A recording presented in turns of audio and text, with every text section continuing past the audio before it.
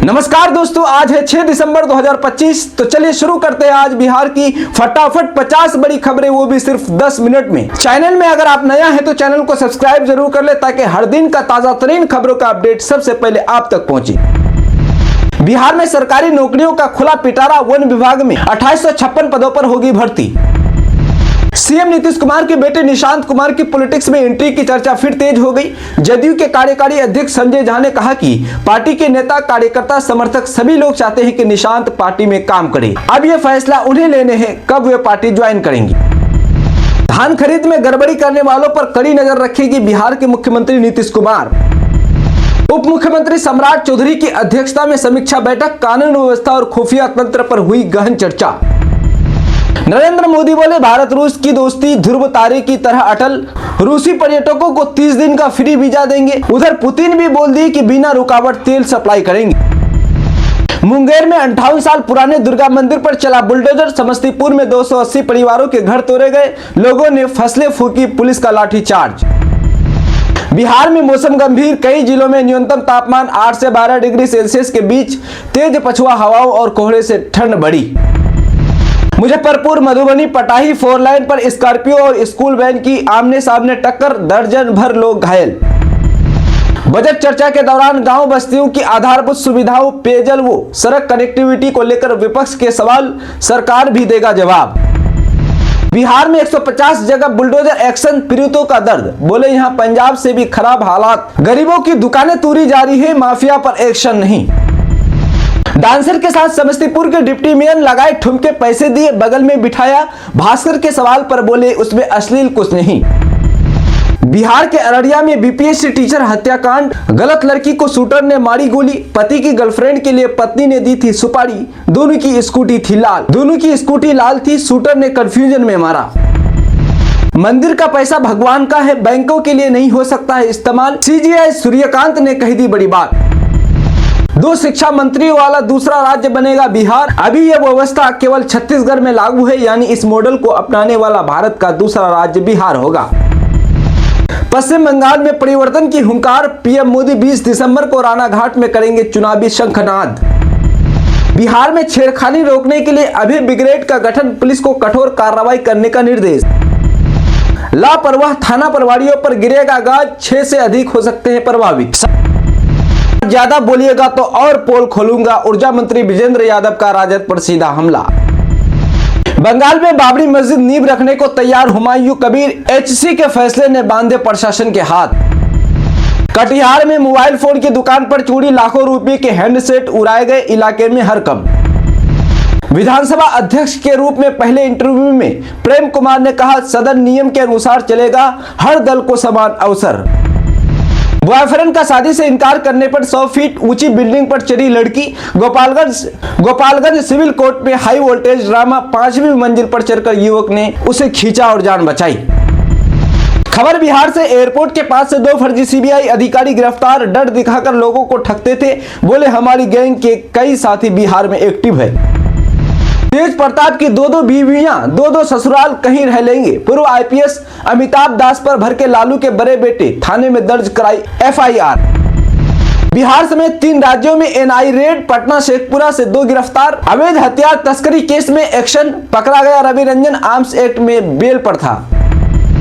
Bihar CM Nitish Kumar के नाम दर्ज हुआ बड़ा रिकॉर्ड, 10वीं बार सीएम बनने पर वर्ल्ड बुक ऑफ रिकॉर्ड्स में हुए शामिल।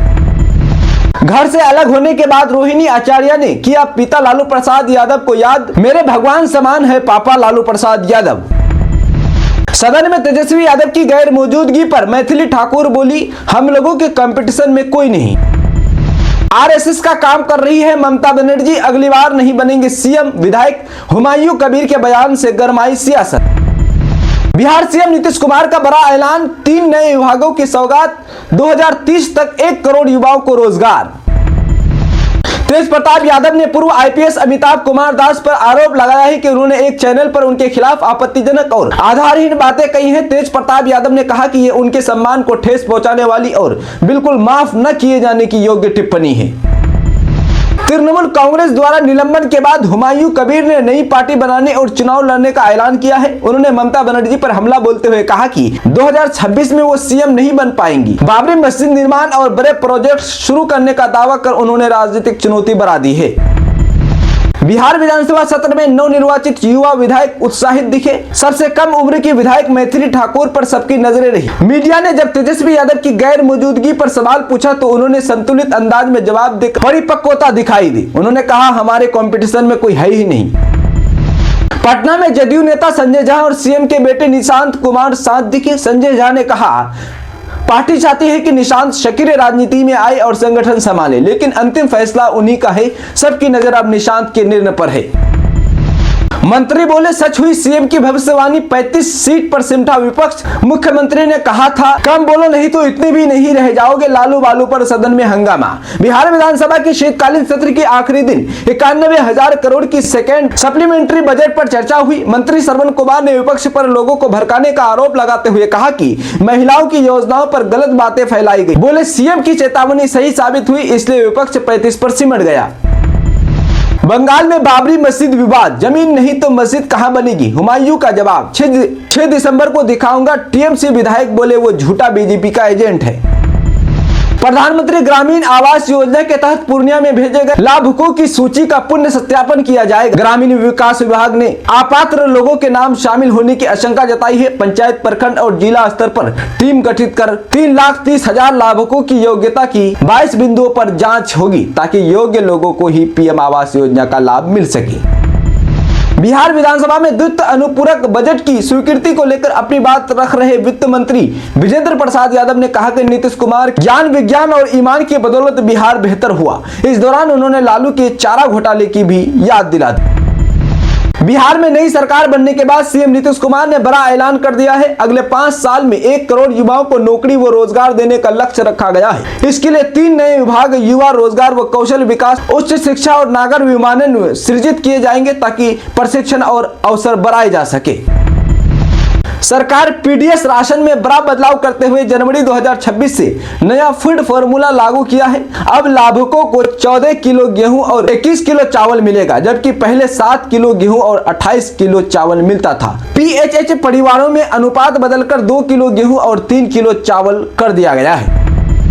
दिसंबर 2025 में सोने की कीमतों में गिरावट और चांदी में तेजी देखी गई। एमसीएक्स पर फरवरी डिलीवरी वाला सोना 200 रुपये टूटकर 1,29,802 रुपये प्रति 10 ग्राम पर आ गया, जबकि मार्च डिलीवरी वाला चांदी 1,700 रुपये उछलकर 1,79,721 रुपये प्रति किलो पहुंच गई है।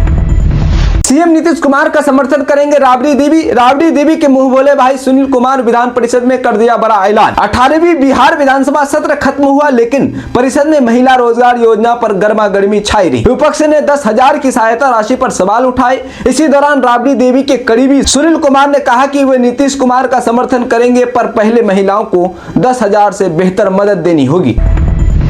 बिहार में नई सरकार के बाद शिक्षा विभाग ने सभी स्कूलों, मदरसों और संस्कृत विद्यालयों में मॉडल टाइम टेबल लागू करने का आदेश दिया है। सुबह असेंबली में पहले छात्रों की ड्रेस चेक होगी, फिर प्रार्थना होगी, फिर गीत और सामान्य ज्ञान होगा। छुट्टी से पहले लाउड स्पीकर के साथ राष्ट्रगान अनिवार्य किया गया है।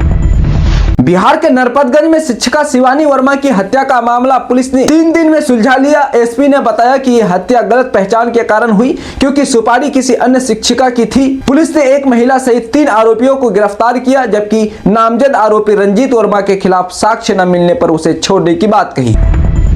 बिहार में अवैध बालू परिवहन रोकने के लिए खान विभाग टोल प्लाजा पर कैमरे लगाकर उन्हें कमांड कंट्रोल सेंटर से जोड़ेगा। उप मुख्यमंत्री विजय कुमार सिन्हा ने टैक्स संरचना की समीक्षा, ईंट भट्टों पर संशोधन, छापेमारी तेज करने, बालू घाट सरेंडर करने वालों पर कार्रवाई और सभी लक्ष्यों को मार्च 2026 तक पूरा करने का निर्देश दिया। यूपी के जौनपुर मछली शहर से सपा विधायक डॉक्टर रागिनी सोनकर ने कहा कि सरकार एक ऐसा आईडी जारी करे जिसके आधार पर यह स्पष्ट हो सके कि कौन भारतीय नागरिक है और कौन घुसपैठिया नहीं है। राहुल गांधी ने आरोप लगाया है कि मोदी सरकार विदेशी नेताओं को उनसे मिलने नहीं देती, लेकिन भाजपा ने इसे गलत बताते हुए कहा कि पिछले 1.5 साल में वो कई देशों के राष्ट्रीय अध्यक्षों से मिल चुके हैं। भाजपा ने राहुल गांधी की कार्यशैली पर भी सवाल उठाए और कहा कि वे कई राष्ट्रीय महत्व के कार्यक्रमों में अनुपस्थित रहे। दोस्तों आप मेरा इस वीडियो को बिहार के किस जिले से देख रहे हैं कमेंट बॉक्स में जरूर बताएं। धन्यवाद।